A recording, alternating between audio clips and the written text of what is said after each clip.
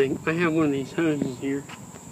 It's one of them hoses you buy on TV. They curl up or shrink up or whatever they do. Didn't really curl up too good.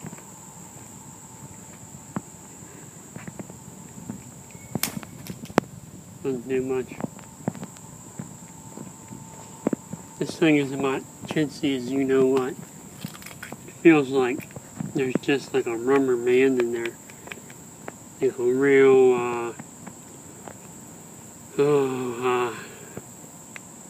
like a real small rubber hose.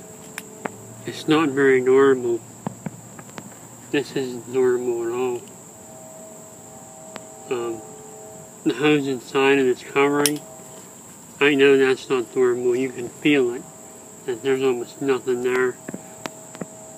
When you fill it with water, you can feel how thin it is. This is nothing but a novelty. You might want to have it around your pool or something, just out of a conversation piece. But to think you're going to have this on the construction site or use it in your yard, drag it around and beat it up and abuse it like a hose, forget it. This thing's pretty much garbage. I wouldn't buy one of these. So, I guess there could be a use for it, but I don't see one. Highly don't recommend buying this.